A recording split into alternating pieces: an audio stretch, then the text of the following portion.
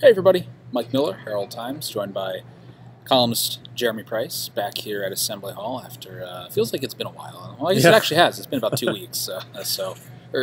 Yeah, Yeah, right?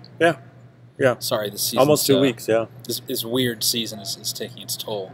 A 77-72 loss to number 20 Iowa here tonight.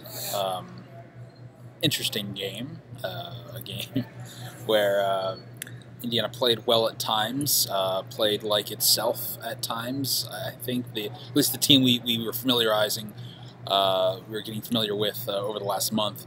A team again that is just keeps finding itself in really back-breaking droughts. I think you saw it on both ends of the floor tonight, both on the offensive end, a team that was found itself stymied against the Iowa zone that Iowa moved to about midway through the first half, I feel like, and then just defensively didn't close out on shooters. Iowa made some shots too, but it just felt like it just wasn't as crisp on both ends of the floor as it really needed to be to beat a team like Iowa, which, granted, Iowa is a team that's going to, you got to keep up with Iowa, but they're always going to, it always feels like the door is going to be open again that team just because they can't play defense. They can't play defense. I mean, some of their lineups are just not very athletic and not very good on that end of the floor. Again, you can point to a few things. Turnovers, the points scored off those turnovers. Iowa cashed in on mistakes. They made shots and just generally asserted themselves as the better team here. Yeah, I think probably that's what contributes to this sort of weird vibe with this game, because you don't really come away, not like the Michigan game a couple weeks ago, where it was really frustrating and you watched this team and you were like, what is wrong with them? Why are they not focused? Why do they not have the effort? All those things were there. Really, I thought by and large it picked up where it left off at Michigan State for the most part in terms of playing hard and being engaged in the game and trying to do the right things. But this team has such a thin margin for error that when things go bad, they go really bad really quick with this team. And right now, especially against a team like Iowa, which, I mean, just frankly is just better, it's hard to overcome when those lapses kick in. And while they were able to minimize those so that it wasn't like a 22-0 Rutgers type run or something like that, it was still just enough to dig a deep enough hole that it's really, really difficult to come back against a team like that. And I mean, it took the whole second half to basically crawl within 3 with under 4 minutes to go. And I thought Indiana made the second half the kind of slog and grind that it needed to be. The problem was they didn't do that in the first half and found themselves down 10 at halftime, and that's pushing the limits of what this team's capable of rallying from at this point. Yeah, absolutely. Just a lot of mistakes. Again, like you said, the effort that there, I think the will and the want to, I mean, it was there. It's just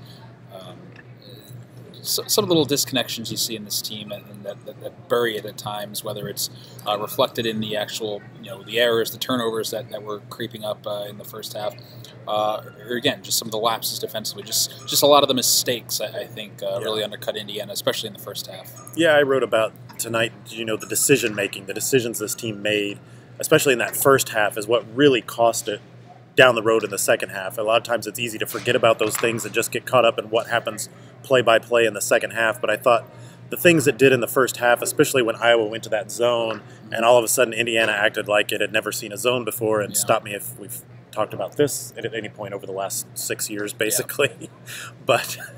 But it just took, I don't know, probably 10 minutes of that first half before Indiana kind of figured out that zone offense wasn't a spectator sport, that you had to be active and move and start cutting, and you finally got some movement. Justin Smith working the baseline, Deron Davis flash in the middle, some guys moving off the ball, and there were at times that happened a little bit in the second half, but it would just be like a possession or two here or there, and then it was like, oh yeah, we got to move, and it wasn't as sustained. But in the first half, it really stymied this team. And so all those decisions, whether it's a bad pass, whether it's just stale offense, whether it's just bad positioning on defense, getting in foul trouble. And, in the case of Juwan Morgan, it's not like it was awful, egregious, committing 4 fouls, but there were just a couple of plays where he's a step late, or, he's biting on a pump fake or something. Just situation where he's got to make better decisions on what to do, when's the time to let it go, when's the time to press the issue, those kind of things. And especially as a senior and a leader on this team, he's got to realize his value to this team is greater than giving up one layup sometimes. Exactly. No, I mean, his fouls there, they're extremely mean, they're extremely valuable and detrimental to this team. And I don't know. It's a tough thing where obviously, playing that position and being kind of the focal point for a lot of teams, he's going to be finding himself in a lot of these positions with fouls. But again, I think there's a mindfulness that needs to come with that, because we've seen it all year. It happened in the Arkansas game. It happened at Michigan. It happened at other points throughout Indiana's January slide.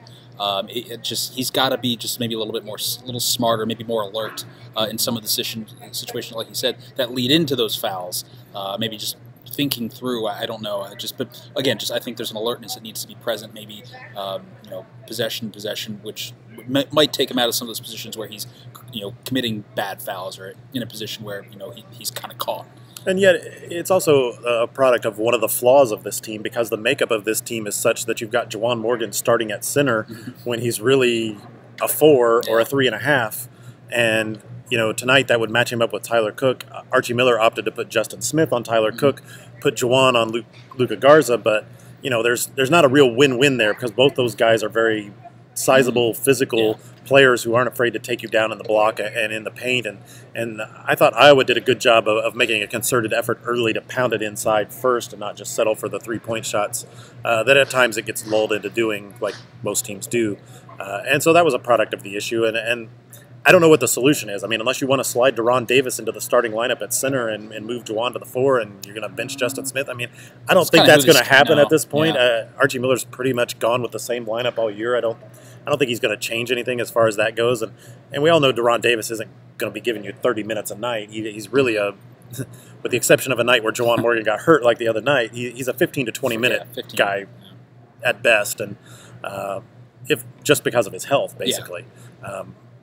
So, there's some limited options there, and these are the things that Indiana's got to find a way to work around, especially early in a game, and put itself in a position in the second half where it can go pedal to the metal, because those fouls number 3 and 4 early in the second half, Indiana kind of managed to survive without Juwan in the first half, and they did a good job hanging around in the second half, but it really impacted the ability to make a run and cut into that lead until it got very late in the game, and obviously then Jordan Bohannon makes a couple of huge threes, and that's that.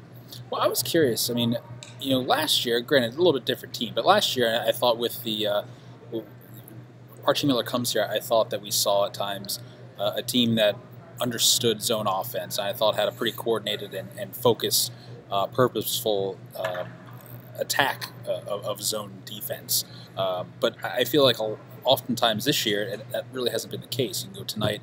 I'm trying to think. There was a time last month. I also saw zone for an extended period and just looked a little bit out of sorts. But either way, this team, for whatever reason, is really, I think, really struggling with that. And granted, it is kind of, I think, a natural response given some of Indiana's offensive weapons. It makes a lot of sense to go zone on Indiana.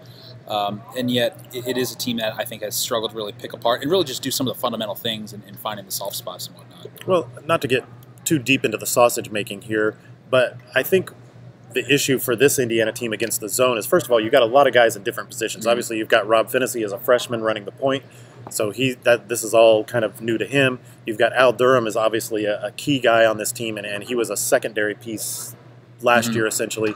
And then you've got Romeo Langford, and this is a situation where, for a guy like Romeo Langford, especially against a zone, he's got to figure out how to move off the ball, play off the ball, and not play with the ball in his hands. And I think it's a very much an adjustment for him, obviously. I think when Indiana has its most success was when Justin Smith was working that baseline and you had Juwan Morgan or Deron Davis flashing the middle. And then there were a couple times, especially in the second half, I thought they did a good job of actually finally overloading the zone and creating a corner opportunity. There was one time Romeo was wide open. They opted not to kick it out to him. Another time Devontae Green got the skip pass in the corner. But then there were a lot of other times where the spacing just wasn't right. They weren't really overloading a side. They were just had 3 or 4 guys, especially a couple times when Evan Fitzner was in the game. You basically had 4 out and 1 in against the zone, and it was just 4 guys standing in the same spot passing the ball around. And while that looks nice that you're passing the ball around, you're not really doing anything to move that zone and change the eye level and make people be aware. You know, that first play of the second half, they come right out of the locker room, went with that lob to Romeo down the baseline, something that I'm not sure if I've seen in 5 years against a zone by an Indiana team. But when you make a concentrated effort, you can still screen against a zone and open up that lob along the baseline if you want to. And so, that was really good execution. Like I said, there were flashes and there were moments where they really, really executed well against the zone, but it was particularly that first 8 or 10 minutes against it when they were just completely lost that was the killer. So a fascinating Indiana basketball season. I almost said football. Fascinating Indiana basketball season. It's a little more interesting now. You have, again, you're now 8 more regular season games left, 5 of which will be right here in Assembly Hall, a place where Indiana's now actually lost 3 in a row. Yeah. They haven't really done a very good job at all of seizing whatever home court advantage waits for them here. But again, I mean, it's still a pretty, as it stands, pretty solid resume. They just got to be able to take care of business down the stretch here. Yeah, crucial game against Ohio State on Sunday. I mean, that's a team that you're really right there on your level in terms of NCAA bubble looks or whatever. So to me, that's a game you just absolutely have to win, and then you go from there.